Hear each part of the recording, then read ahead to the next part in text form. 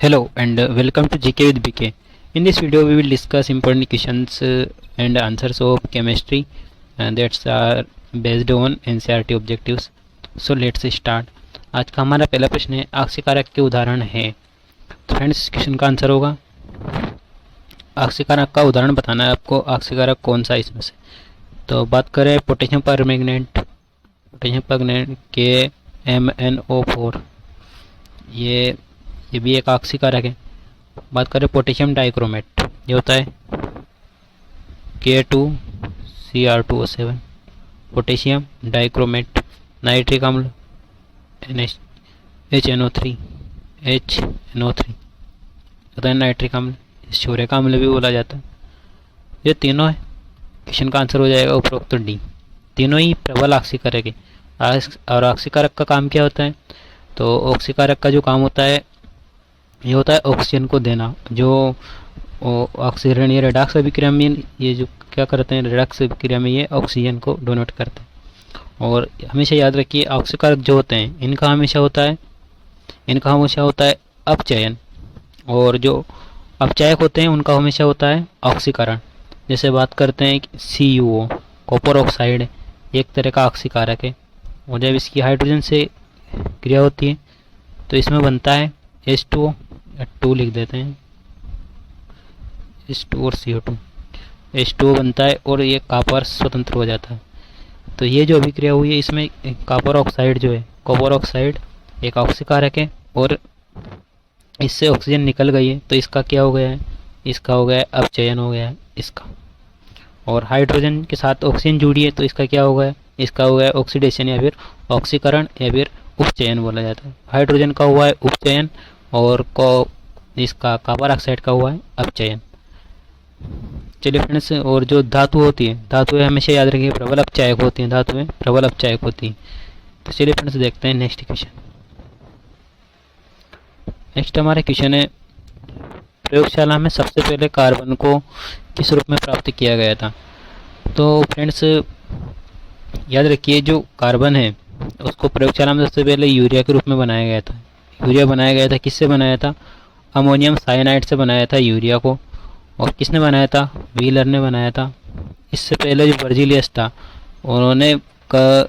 उनका कथन था कि जो कार्बन है ये जैविक पदार्थों से ही प्राप्त किया जाता है, लेकिन व्हीलर ने इस कथन को गलत साबित कर दिया और अमोनियम साइनाइड से कार्बन बना दिया। और बात करते हैं हाइड्रोकार्बन की, तो हाइड्रोजन और कार्बन से जो मिलकर जो यौगिक बने होते हैं उन्हें हाइड्रोकार्बन कहते हैं। और इनमें कौन सा बॉन्ड होता है? सहसंयोजक बॉन्ड होता है, सहसंयोजक बंध होता है इनकी हाइड्रोकार्बन की बनती है। कार्बोनेट CO3 आयन होता है, कार्बोनेट आयन। चलिए फ्रेंड्स, हमारे क्वेश्चन का आंसर हो जाएगा यूरिया। चलिए देखते हैं नेक्स्ट क्वेश्चन।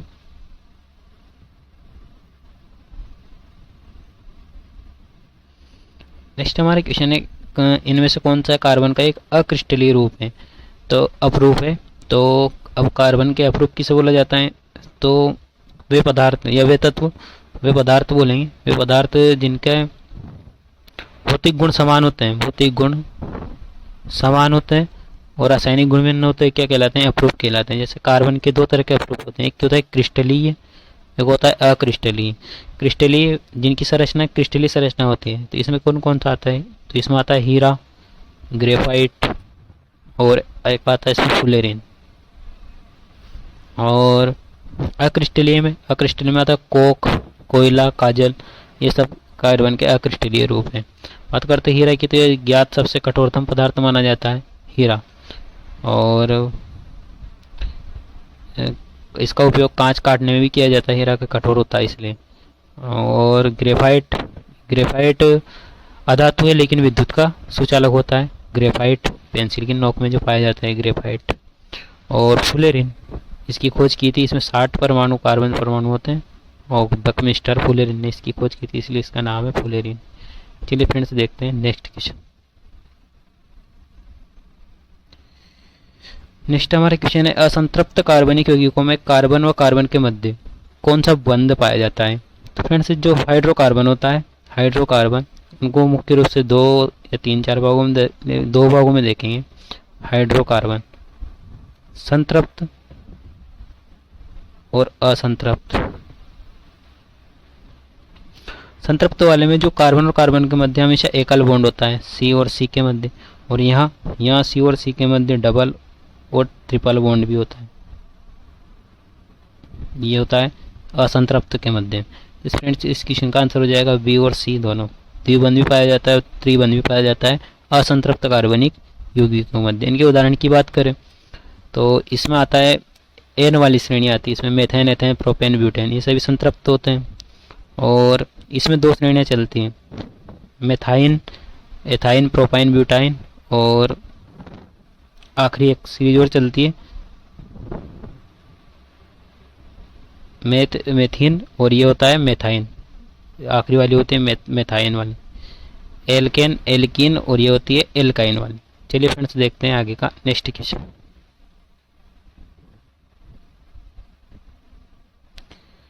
नेक्स्ट हमारा क्वेश्चन है लंबी कार्बनिक श्रृंखला। कार्बन की हमें पता है कार्बन में संकलन गुण पाया जाता है, किसमें कार्बन में, तो लंबी कार्बन श्रृंखला वाले सल्फोनिक लवण या अमोनियम लवण क्या कहलाते हैं। तो कार्बन श्रृंखला में जब सल्फोनिक लवण या अमोनियम लवण जुड़ जाता है तो उसे बोला जाता है अपमार्जक बोला जाता है। और अपमार्जक का यूज क्या इसमें किया जाता है, तो सर्फ और शैम्पू आदि बनाने में अपमार्जक का यूज किया जाता है, गंदगी हटाने में अपमार्जक का यूज किया जाता है।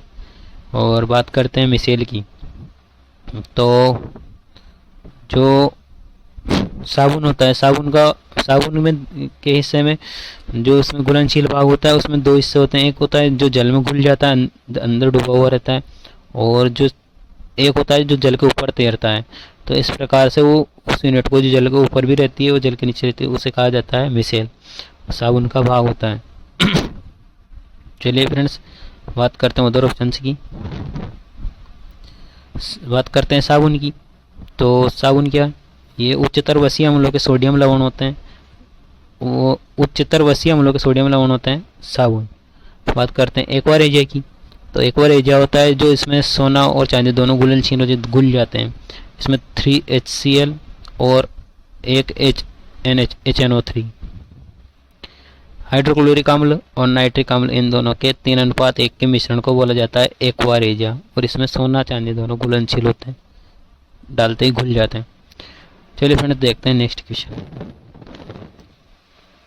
नेक्स्ट हमारा क्वेश्चन है एथेन में सहसंयोजक कितने आबंध होते हैं, सहसंयोजक कितना आबंध होते हैं। तो फ्रेंड्स एथेन की संरचना ऐसी होती है, कार्बन और कार्बन, मेथ एथ, दो कार्बन है तो एथ बोलेंगे एथेन, और एन वाली श्रृंखला है तो इसमें हाइड्रोजन इस तरह से जुड़ते हैं। संयोजकता पूरी करने के लिए इसमें कार्बन की संयोजकता 4 होती है, तो इस कार्बन में भी 4 बॉन्ड से जुड़ गए, ये जो कार्बन है ये भी 4 बॉन्ड से जुड़े हैं। तो इस तरह तो हमने देखता है कितने बॉन्ड बन जाते हैं, तो 4 और 3 कुल 7 बॉन्ड बन जाते हैं एथेन में। चलिए अपने देखते हैं नेक्स्ट क्वेश्चन।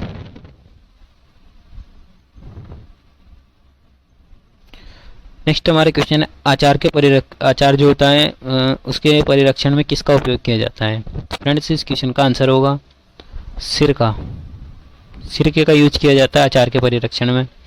और ये क्या होता है, तो एसिटिक अम्ल का 3 से 4% विलयन, सांद्रता वाला विलयन, एसिटिक अम्ल का 3 से 4% सांद्रता वाला विलयन होता है, उसे हम सिरका बोलते हैं। बात करते हैं एसिटिक अम्ल की, तो फॉर्मूला होता है CH3COOH एसिटिक अम्ल, जिसे एथेनोइक अम्ल या एसिटिक अम्ल दोनों बोला जाता है। और फार्मिक अम्ल तो चींटियों के डंक में पाया जाता है फार्मिक अम्ल, जिसे मेथेनोइक अम्ल ही बोला जाता है। फॉर्मूला होता है HCOOH, तो फार्मिक अम्ल मेथेनोइक अम्ल ही बोला जाता है। तो चलिए फिर देखते हैं नेक्स्ट क्वेश्चन। नेक्स्ट हमारे क्वेश्चन है तत्वों की जो संबंधित व्यवस्था के संबंधित में आवर्त नियम सबसे पहले किसने दिया। तो फ्रेंड्स जो आधुनिक आवर्त सारणी है ये तो दी गई है मोसले के द्वारा। वो बात करते हैं पहला आवर्त नियम किसने दिया था, जो आवर्त के रूप में इसे तत्वों को किसने जमाया था, तो इसका आंसर होगा मेंडेलीफ ने जमाया था इसको सबसे पहले। और इन्होंने जो जमाया था इनके अनुसार तत्वों के भौतिक और रासायनिक गुण जो होते हैं वो किसके तत्वों के जो भार होता है या द्रव्यमान होता है उनका आवर्ती फलन होता है। द्रव्यमान के आवर्ती फलन बताया था इन्होंने। और लेकिन जो आधुनिक आवर्त सारणी किसने दी है, तो मोसले ने। इनके अनुसार तत्वों के भौतिक और रासायनिक गुण जो हैं वो किसके आवर्ती फलन है, तो वो होता है परमाणु क्रमांक के आवर्ती फलन होता है, परमाणु क्रमांक। तो इन्होंने तत्वों को जो जमाया किस रूप में जमाया, तो तत्वों को उनके परमाणु क्रमांक के अनुसार जमाया मोसले ने। और भार के अनुसार किसने जमाया था, मेंडेलीव ने। बात करते हैं न्यूलैंड की और डोबेनाइनर की। तो डोबेनाइनर का त्रिक नियम होता है डोबेनाइनर का, और न्यूलैंड का अष्टक नियम होता है। फ्रेंड्स, दो चीज़ें याद रखिए, जब न्यूलैंड ने अष्टक नियम दिया था उस समय कुल टोटल तत्व उस समय थे टोटल जो थे वो थे 56, और जब मेंडलीव ने जब आवर्ती नियम दिया था तो उस समय थे 63। दोनों इंपॉर्टेंट है, दोनों याद रखिए, एग्जाम में पूछे जाते हैं। चलिए देखते हैं नेक्स्ट क्वेश्चन। नेक्स्ट हमारा क्वेश्चन है, इनमें से कौन सा हाइड्रोजन का एक समस्थानिक नहीं है। तो फ्रेंड्स, इस क्वेश्चन का आंसर होगा option number D, titanium. Titanium hydrogen का समस्थानिक नहीं है। ये तो एक धातु है जिसे रणनीतिक धातु भी बोला जाता है। टाइटेनियम रणनीतिक धातु भी बोला जाता है क्योंकि इसका उपयोग जो युद्ध क्षेत्र के जो सामग्री होते हैं उनका निर्माण करने में किया जाता है, टाइटेनियम का। और हाइड्रोजन के तीनों समस्थानिक किसे बोला जाता है, तो ऐसे तत्व जिनके परमाणु क्रमांक तो समान लेकिन परमाणु क्रमांक समान लेकिन परमाणु भार अलग अलग होते हैं, उन्हें समस्थानिक बोला जाता है। जैसे हाइड्रोजन के 3 समस्थानिक है, प्रोटीरियम, ड्यूटेरियम और ट्राइटेनियम। प्रोटेरियम, ड्यूटेरियम, ट्राइटेनियम तीनों के परमाणु क्रमांक तो एक ही है लेकिन परमाणु भार इनका तीनों का अलग अलग है। चलिए फ्रेंड्स, इस तरह हाइड्रोजन के 3 समस्थानिक याद रखिए, प्रोटेरियम, ड्यूटेरियम और ट्राइटेनियम। टाइटेनियम नहीं है, ये एक तत्व है। चलिए फ्रेंड्स, देखते हैं नेक्स्ट क्वेश्चन। नेक्स्ट और आज का हमारा आखिरी क्वेश्चन है, आवर्त सारणी में ऊपर से नीचे की ओर बढ़ने पर जो पीरियोडिक टेबल होती है इसमें ऊपर से नीचे बढ़ना है। तो ऊपर से नीचे बढ़ने पर इसमें बोल रहा है कि क्या बढ़ता है, तो परमाणु का आकार, विद्युत ऋणात्मकता, इलेक्ट्रॉन बंधुता और संयोजकता। फ्रेंड्स, इस क्वेश्चन का आंसर हो जाएगा परमाणु का आकार। आवर्त सारणी में जब ऊपर से नीचे बढ़ा जाता है, ऊपर से नीचे की ओर, तो परमाणु का आकार हमेशा बढ़ता है। और बात करते हैं संयोजकता की, तो संयोजकता तो किसी भी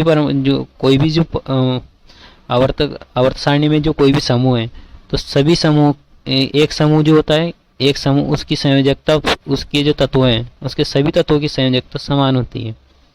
क्यों, किसी भी समूह के जितने भी तत्व हैं उनकी सबकी संयोजकता समान होती है। जैसे ये एस ब्लॉक का पहला समूह है, तो इसमें जितने भी तत्व होंगे उनकी संयोजकता 1 होगी। यहाँ जो एस ब्लॉक में ये दूसरा जो तत्व है, दूसरा जो समूह है, इसमें जितने भी तत्व होंगे उन सबकी संयोजकता 2 होगी। इस तरह जो एक समूह होता है कोई भी, उसके सारे तत्वों की संयोजकता तो सेम होती है। बात करते हैं इलेक्ट्रॉन बंधुता की। इलेक्ट्रॉन बंधुता किसे कहते हैं, तो इलेक्ट्रॉन बंधुता किसी भी जो उदासीन परमाणु होता है, कोई भी उदासीन परमाणु जो होता है उसमें